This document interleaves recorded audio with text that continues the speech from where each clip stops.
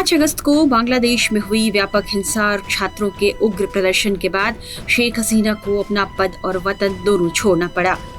वे भागकर भारत आ गईं और अभी वे भारत की ही शरण में हैं।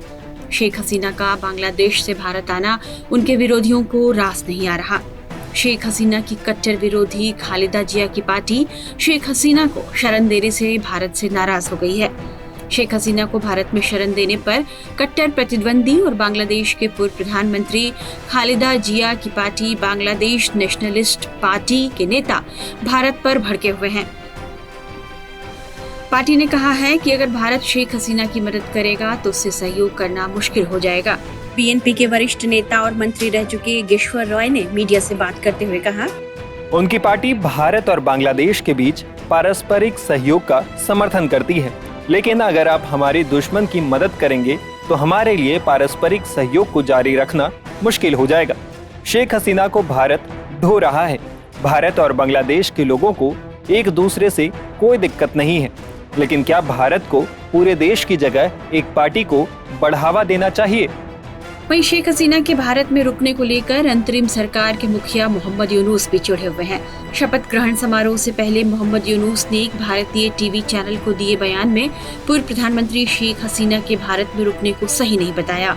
मोहम्मद यूनुस ने शेख हसीना के भारत में रुकने को गलत बताते हुए कहा कि वे भारत में रुकी हैं, यह ठीक बात नहीं। 5 अगस्त को बांग्लादेश में हालात बिगड़ने के बाद शेख हसीना ने भारत आने का फैसला किया।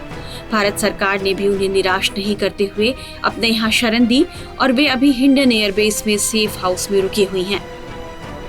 हालांकि वे कब तक भारत में हैं, इसे लेकर असमंजस बरकरार है। इस बीच भारतीय विदेश मंत्रालय ने शेख हसीना के आगे के प्लान और बांग्लादेश की स्थिति को लेकर किए गए सवालों पर जवाब दिया। विदेश मंत्रालय के प्रवक्ता रणधीर जायसवाल ने क्या कहा है, ये सुन लीजिए। तो हमारे विदेश मंत्री ने बताया स्पष्ट रूप से, जब उन्होंने पार्लियामेंट में अपनी सुओ मोटो स्टेटमेंट दी थी, कि एक शॉर्ट नोटिस पे हम लोगों ने इजाज़त दी उनको यहाँ आने के लिए, भारत आने के लिए। और आज जैसा कि आपको ज्ञात है कि यहाँ भी जो सिचुएशन है वो इवॉल्विंग है, उसमें चल रहा है, तब्दीली आ रहा है। सो मेरे पास It would not be appropriate for me at this point in time to comment on her plans. हम लोगों ने बहुत सारे रिपोर्ट्स देखे, आपने भी देखा होगा कि वहाँ पर घटनाएं हुई हैं, हिंसा हुआ है, हिंसा भड़का है। और पिछले एक आधा सप्ताह में जब से चल रहा है वहाँ पर प्रोटेस्ट, आपने देखा होगा कि बहुत सारी क्षति हुई है पब्लिक प्रॉपर्टीज़ को लेके और भी चीज़ों को लेके। तो यही है मोटा मोटा कि उसका आकलन हमारे पास नहीं है, कि वहाँ का सरकार के पास आकलन होगा क्या हुआ है। लेकिन हम लोग ये कहना चाहते हैं, मैं फिर से एक बार दोहरा रहा हूँ, कि हर सरकार की ये जिम्मेदारी है कि अपने लोगों का ध्यान रखें और उनके हित में काम करें। और जितना जल्दी से जल्दी लॉ एंड ऑर्डर, कानून व्यवस्था उस देश में बहाल होगा, उससे उस देश के लोगों के लिए और साथ साथ पूरे क्षेत्र के लिए ये बेहतर होगा। तो इस मुद्दे पे हमारी बातचीत वहाँ के सरकार से चल रही है।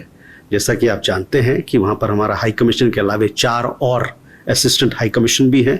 उनकी सुरक्षा को लेके और वहाँ पर जो हमारे लोग रहते हैं उनके सुरक्षा को लेके हम लोग लगातार उनसे बातचीत कर रहे हैं। और ये हमारा एक्सपेक्टेशन है कि जल्द से जल्द वहाँ कानून व्यवस्था सुधरे, ताकि हम लोग अपना जो काम काज है, जो उच्चायुक्त का काम काज है, वो जल्द से जल्द शुरुआत हो। इस बीच शेख हसीना के बेटे साजिद वाजिद जॉय ने भी एक बड़ा ऐलान किया है। साजिद वाजिद जॉय ने कहा है कि बांग्लादेश में लोकतंत्र बहाल होते ही उनकी मां अपने देश लौटेंगी। उन्होंने कहा कि उनके देश में अशांति फैलाने में पाकिस्तान की खुफिया एजेंसी ISI का हाथ है। जॉय ने अपनी मां की सुरक्षा के लिए प्रधानमंत्री नरेंद्र मोदी और उनकी सरकार के प्रति आभार भी जताया है। फिलहाल तो शेख हसीना भारत के शरण में सुरक्षित और महफूज हैं। देखना होगा कि वे कितने दिनों तक भारत में रुक पाती हैं।